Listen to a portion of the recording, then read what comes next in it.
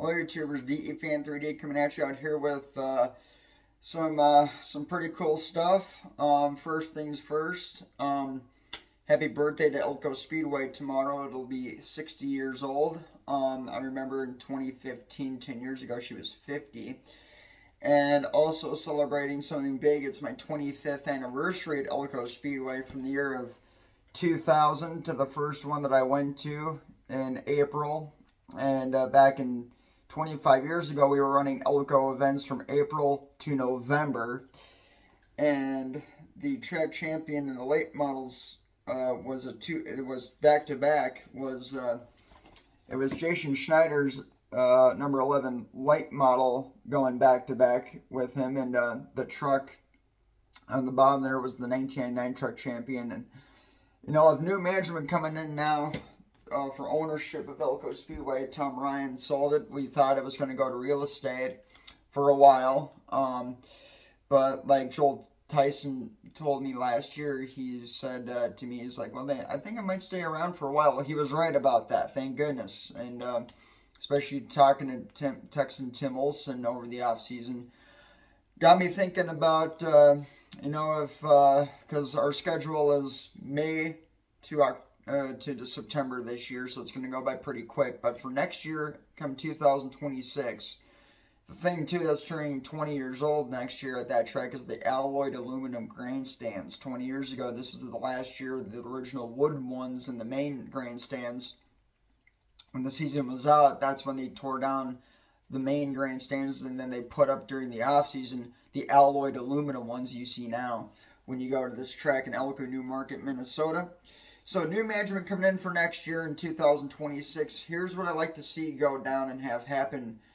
I'd like to see the schedule back to how we kicked it off in 2000, was April to November.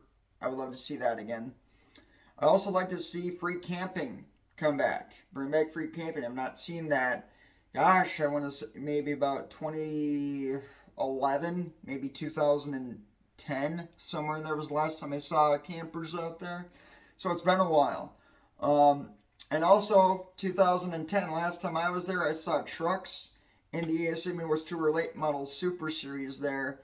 And that was a day race. It was the last one in 2010 and they ran. I'd like to see more day races at this track quite frequently, whether it be Saturday or if we do some special events, run some on Sunday. And e-destruction, what I'd like to see about that is keep that, but separate it. Have racing be with racing, e-destruction be with e-destruction events, and just separate them.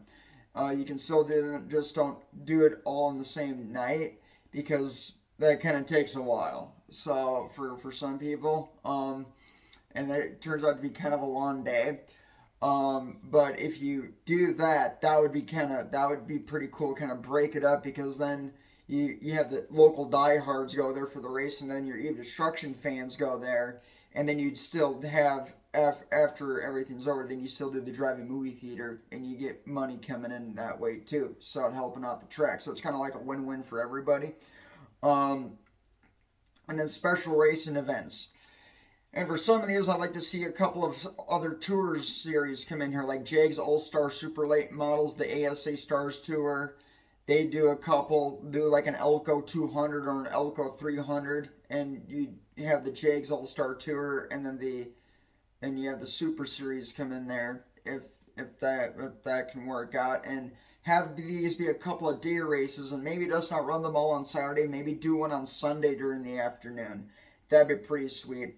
And about the Arca Menard series, have them come there, but sometimes just don't have them always be under the lights. If Elko can do a Saturday day race for the Arca Menard series, that'd be sweet. I liked some of these series, including the ASA Midwest Tour for Thunderstruck 93.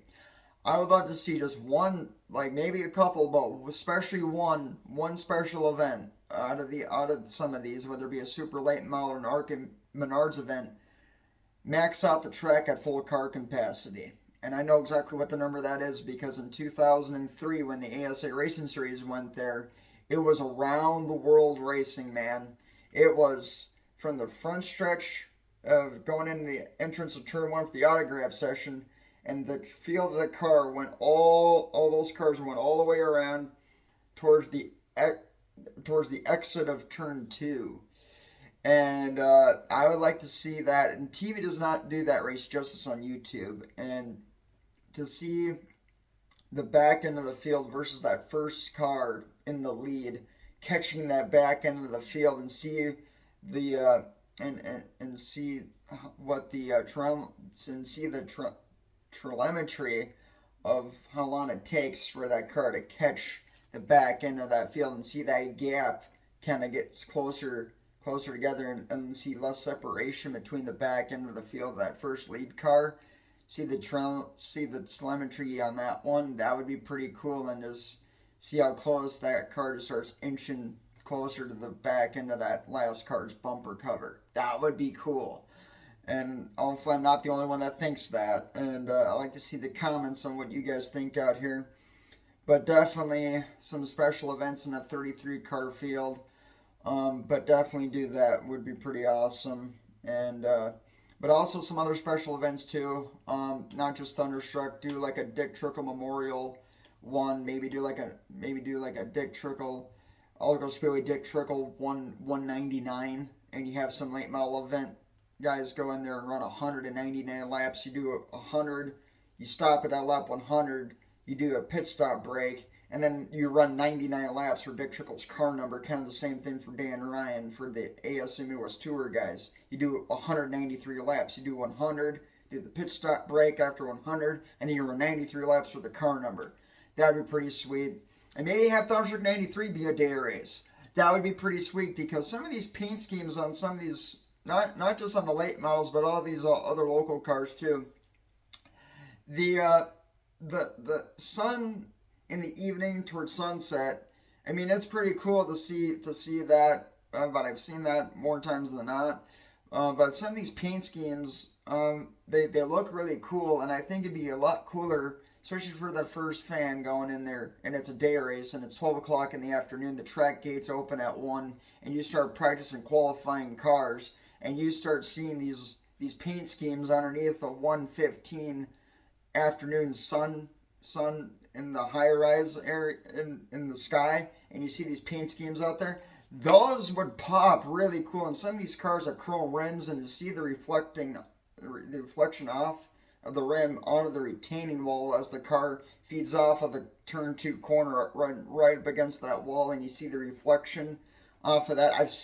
I've seen that before, and that would be pretty cool to kind of make the fan and have those fans be like, wow, this is a really cool sport. So I think that would be pretty cool. Get a little extra there, because I definitely know what that feeling is like, because I've been to about 10 day races in my life at Elko when they were more frequent than they are now. So that'd be pretty cool. But yeah, I think it'd be pretty sweet. But definitely try to add some more car count to some of these, and it would be kind of fun too to maybe see like a Thunder car, like a special event, like maybe do the Scott Kingery one, but have about I don't know, but maybe have about maybe 30 Thunder cars out there for that one, and for Dwayne Barron's, have about 33 Advanced Auto Parts late models for that one, and bring in other tour guys in there, maybe like a Bubba Pollard or a or David Gilliland's son, or something like that, or Carson Quapple, who runs for Junior Motorsports. Maybe have Carson come down from the Cars Tour and have him run the Junior Motorsports number 8 Bass Pro Shop car. Have Carson Quapple come out there. That'd be cool to see Carson, and that would be pretty sweet. And who knows? Maybe invite Dale Jr. with his late model at Elko with the Stars Tour. Yeah. And maybe Kevin Harvick too, because I mean, I've seen these guys. I remember one time this Elko bout had themselves a lawsuit when they did this, and not a lot of people may remember this, but in 2010, Elko laid dirt down on that track, and they did a dirt Wayne Outlaw event, and Greg Biffle was there for that, and but that track about got its pants sued off for that, because they had a big lawsuit because the dirt was actually blowing kicking its way closer to and kind of in the front main grandstand area. And a lot of people were really not happy about that. I wasn't there for that, but I heard a lot about that. But I did watch the replays of that, and I was like, ooh, that's not very good. So that was a really, I don't know whose idea was to lay dirt down and do a dirt Elko event, but that did not last very long. And that's how how long I've been around this track for, because I've seen this track go through a lot of changes. The grandstands, different operations, different track owners. Of course, the cars and the late models. I mean, I rarely see a Monte Carlo, a Pontiac, and a Dodge Charger, and a Chevy Impala and a Monte Carlo these days, and even a Pontiac Grand Prix. I kind of miss seeing some of those older bodies. I remember growing up quite fondly with the Cup Series of around 2003 to 2004. So yeah, so it's pretty awesome, and hopefully I can see some of this back. But do not do an Elko Dirt event. That no, we don't need a part two of that. And we can do away with that one. But that's just some of my criteria of what I would like to see, and also too now, I got a list here of 8 drivers. I can pilot them into 2 lots. So there you got a lot of 4, and then I'll talk about another set of 4, and then you'll see the photos on one of these sides. I think I'll put it on this side of the video, and just kind of run through a list here of 8 drivers that I'm kind of got my eye on going to opener with, and then just seeing how they run in the points for this year. I'm starting out with the past champion and a 2-time Elko champion for that in a Big A late model and an Advanced Auto Parts late model.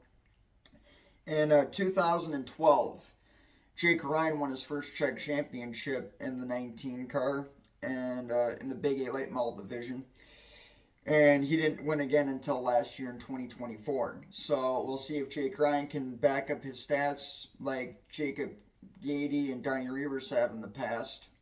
So he'd be the I don't know how many drivers have done a 3 in a row, but it'd be pretty cool to maybe do it back to back, because I've seen Donnie Reavers do it and Jacob Gady for sure. So it'd be interesting to see if Jake can be consistent by going back to back instead of having a drought and then winning another one for a while. So it's been a hot minute. Jeremy Wolf in the 32 car. He had a pretty bad wreck in lacrosse this year. He's got the car fixed now, and but earlier this year he had a hard hit, and I think it was him and Billy Moan in the 8. But pretty rough, and he showed me photos of the car. He had it down to the bare chassis. He's got a new 5-star body clip on that car, so he looks pretty good. We'll see how he does this year, and he didn't do too bad, and it was pretty good. Next up in the 41, Donnie the Rocket Reavers. The last time I saw him win a Czech championship, gosh, I want to say it was like 2011. So it's been a while for him. That was when he won his 10th one. And but it's been a while too since I've seen him win a race at Elko. The last time I saw him win one was about 2011 with the Rebath car. Actually, no, check that. It was 10 years ago at Talladega Nights in 2015. I know that because I made this custom postcard of that car. So yeah, in 2015, when I graduated high school, that was the car he won with that night. I'm going to have him autograph the postcard for me. This is when Elko turned 50 on opener. And that was a free admission event. And it was the last time that that was with the Minnesota Coalgores of Minnesota. And so that was run through that group. So I haven't seen a Talladega Nights event since 2015. And the downside of that was Jason Strander got his nose bashed off by Paul Payne in the 27 late model. And then later that year, he had a Chevy SS nose clip on his Chevy Impala. So it looked kind of weird seeing an Impala back bumper cover with a Chevy SS nose. That was kind of weird. And he made that car, and he got to race that car Thunderstruck in 2015. Then after that, then he retired. And I was really bummed about that. But, hopefully I see him. But hopefully, if he can do another, maybe a one-off of some sort, that'd be pretty sweet. Joel Tyson, my buddy, and there's this card from 2012, and I remember this paint scheme pretty fondly. He's won a couple of heats. He did win a feature in 2012. It was the only feature he ever had so far at that track, and he got 2007 Rookie of the Year, which is pretty cool. And of course, I got my personal postcards. I got a stack of 9, and I'm gonna give one to my buddies. And then tomorrow, when I autograph these, I'll have a stack of 8. So of course, on the bottom there, you see my YouTube channel, Loud and Proud, out there. So I'm pretty happy about that one. So, so we'll see how Joel does. Hopefully better than he did last year on opener on that first feature when he was looking like he was going to win, and then he ran out of gas. That one really hurt. So hopefully we can try to avoid that this year and have another one. And hopefully have a good season. I don't think he didn't finish too bad. Him and Donnie actually finished like 13th, 14th, like they were back to back, so that was pretty consistent between the two. But hopefully they have a better year than last year. And I'd like to see Donnie try to. I don't know if he wants to compete for a Czech championship or not. I remember him doing that a lot, especially in 2013 with the Apple Autos car when he had the number on the rear quarter panel. And 2015 was the last year he had that as an endorsement sponsor. And then he came back in 2017. I don't know if it was the same car or not, but he had a different sponsor. And I was like, wow. And now he has it with, I don't know if he's doing an all-blue scheme or not. I know he has that Ford Fusion. And he finished third with it at Thunderstruck last year. And that's the same car in 2014, 10 years prior, that he smashed the car hard at Toledo Speedway. And I know that because the video's on YouTube. And I watched that race, and I'm just so thankful that he didn't get injured, because that 5-star car took a heavy hit. And it was the only time he ever went to Toledo for the 7-Up 150. And that was the ARCA CRA All-Star Jags Tour versus the ASA Midwest Tour. It was really cool to see some of those local guys compete with that. And I was like, wow. And Brian Campbell won in the 47 Ford Fusion. So that 47 was pretty good. And even Travis Braden wasn't a bad shoe either in that 01 blue and yellow car. I think his sponsor was like West Virginia or something like that. But Travis Braden is a really good driver. I don't know if those guys are still competing or not. But it was really fun to watch those guys. In the so then in the second bracket, we have Brian Sarakeski in the 81, and it would be interesting to see how Brian does this year with the 81 car. I'm hoping he's going to do pretty well. I pulled for him a good couple, and it's going to be interesting to see how that's going to shake out for him. And hopefully he does pretty good. So I'm looking forward to seeing Brian Sarakeski having a good year. In car 72, Jacob Gady. Now he's questionable. I don't know how often he's gonna run at Elko this year. He ran a little bit last year, not as much, and of course Jake Ryan won the Czech championship because of that, because Jake was running more lacrosse than Elko. But it'll be interesting to see how that's gonna shake out. Now I have racing Ryan Camish in the 5 car now, because last year when he was in the 42, him and Tommy Peterson got together with the 50 Steve Anderson Jr. and a little help with Hunter Payne on the 94, and those two guys wanted to reckon and hit him so hard that they were stuck, and it took them 50 minutes to pull them apart. And both guys got injured, and Tommy Peterson cracked his sternum. He's fine, and I'm still me and Connor Pearson, we're still kind of on the fence, and we're still bothered by that. But I have Ryan in the 5 because I'm not sure what his plans are. Maybe he does have the 42 car fixed by now, but maybe he might run his brother's car or some other. But I just had the car that he finished the season out was with the 5. So, and it was cool to get the postcard from that car because I like the 5 font. And but we'll see how Ryan Camish does. And the last one is Chad Wallen. And he's on my radar this year. He does really well. He's consistent. He has not won a Czech championship in a hot while, but he's there, and he was really good last year. I remember him finishing a little bit. He did win a couple, and he was really consistent. I think he finished second to Jake Ryan at the points last year. But Jake is going to be the man to gun for, I think, this year. And for me to say who the championship of 2025 is, it's kind of close to call, but I have my eyes on three. My dark horse pick to win the championship is Joel Tyson. The second in command, I'm gonna say,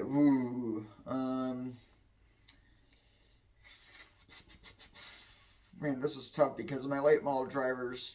I don't have a favorite because I know these guys like the back of my hand so well that my favorite drivers are like here to the moon. But just for right now, as just a throw-in pick, my dark horse is the 75 and Joel. My next pick, if I had to choose right now, I'm just gonna go with Brian Sarakeski, and then my guy to win the track championship this year. I'm going to be a little biased, but I'm going to go, for right now, I'm going to say Jake Ryan, because I've known this guy's career really well, and I know his nickname is Jake the Snake Ryan, because he would snake through the field and always win these races, and I know that because in 2005, 20 years ago, in August 6th of 05, there was a double feature with, I think, there was 20 late models there, and it was the Super Summer Late Model Series event, race 1 and 2. It was the first one was in the evening, the other one was at nighttime, and Jake wound up winning both features, and he started pretty consistent in the first one. Then they inverted the field, and he had him further in the pack. Well, he snaked his way through the whole field. I think he started 18th. And I don't know, I think it was like a 50 lap event, and by like lap 20, boom, he was already in the leads, and that Ford Taurus was hot. So, and that was pretty good. And then there was also another series that also would run there too, was the AC Delco Late Model Series. That was there, and they did a 200 lap feature. That was in the nighttime, and those cars were not too far off from the ASA Racing Series cars, and that's the same cars that the Mid-Am Series run. And heck, maybe you're going to have the Mid-Am cars, like the AC Delco and ASA Series, have the Mid-Am come back to Elko. I haven't seen those guys since Thunderstruck of 2015, 2014, and have the Mid-Am All-American Series come to Elko. Maybe bring 33 cars into a day race and call it the Mid-Am like 200 and have a Mid-Am race out there. I like to see a lot of those older Monte Carlos back.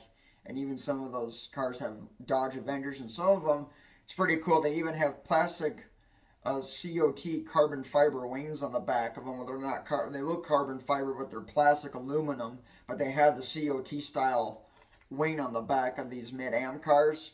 Maybe have those guys come back too for a special event. But that's what I got my eye on right now is Jake Ryan, Brian Sarakeski, and then Joel Tyson, the 75. So. But all I can say is that I've seen this track pretty much through the whole process between 2000 and 2025, and of course I've seen stuff up there that I know for a fact I have not seen again, which kind of sucks. But that's where I'm especially attached to 2015 and 2000. Though I mean those first 15. Was pretty special, but the first 14 was with my grandfather, and he hasn't been back at the track with me since 2014, and he's not doing the best these days, so I'm going to shoot him out for right now, give him credit for that, because the reason why I know so much is because of him.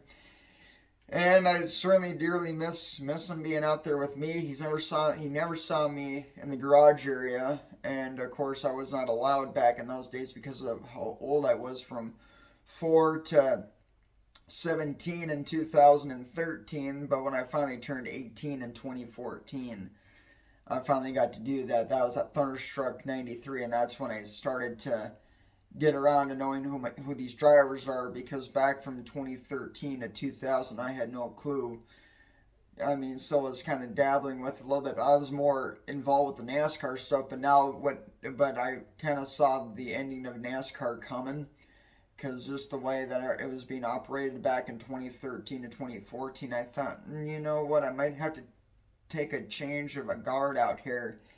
And that's where I threw it to the late model division, and boy, that worked out pretty well for me, so I'm pretty happy about that.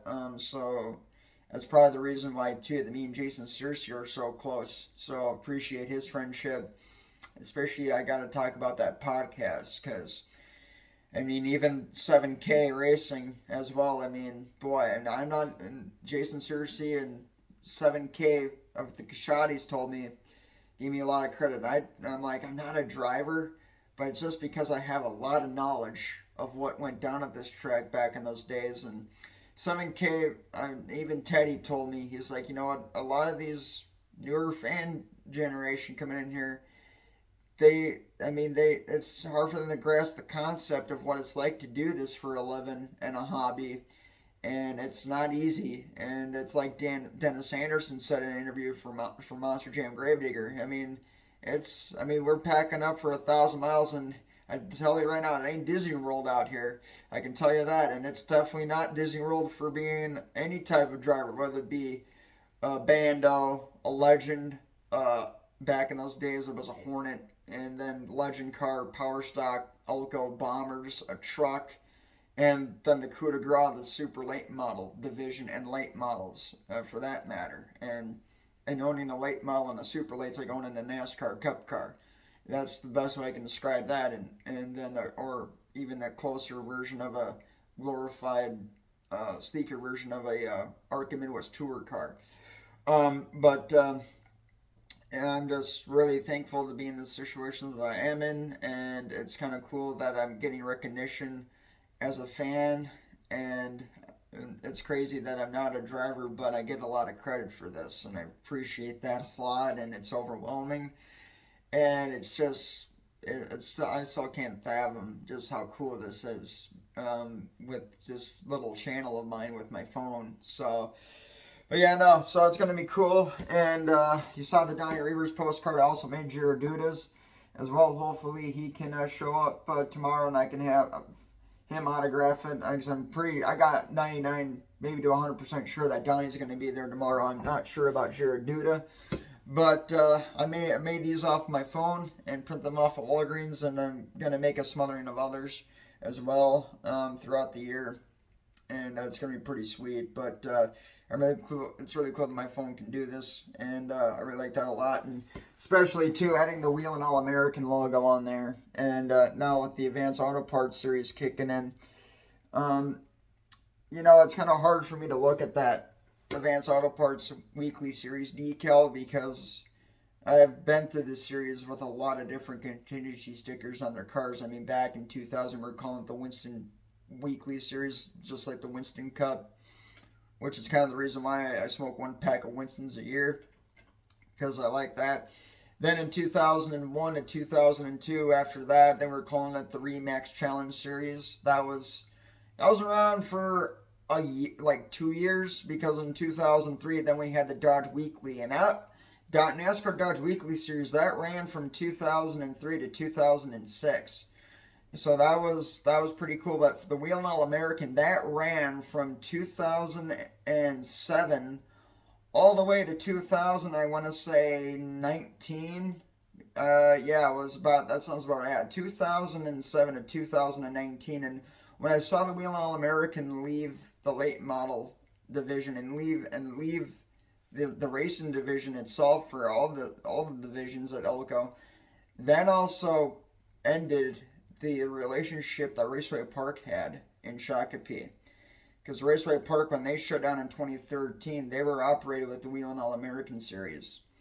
So then that ended my connection to that track. So when I added the Wheel and All American to these postcards in 2015, it gives me the vibe like these cars are also running at Raceway Park.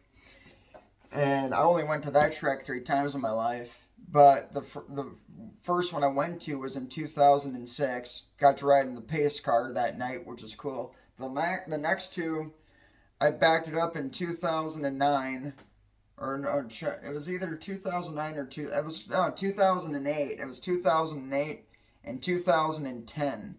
It was with the ASA Midwest Tour Division. I got to go to 2 of those events at Raceway Park, and it was cool to see super late models of the ASA run there, including Joel Tyson's 75 car with LifeSpark in 2010 out there. that was really cool. That was the only time I ever saw Joel run at Elko with that 75 ride when I was able to go there. I know he ran there before, but I wasn't. I just was there on an off night. But I was fortunate to see that 75 out there, including Donnie and Steve Carlson and Jacob Gady and even Matt Gady for that matter, and Jonathan Ireland and Skylar Holzhausen, Nathan Hasley, and Adam Royal. And yeah, I'm rattling off names that definitely are gold too. And Michael Bilderback for that matter, the two. So it's pretty. So I still remember these guys' names. Of course, I have the stack of 2008 postcards for the Midwest Tour, and it's pretty awesome. But yeah, definitely miss hearing those names quite frequently, like I used to. And I remember Jim Burns in 2010 and 2009. And if you guys come out here on September 20th of September, you'll see the stars of cars of the ASA Midwest Tour here at Elko Speedway for the Elko 125.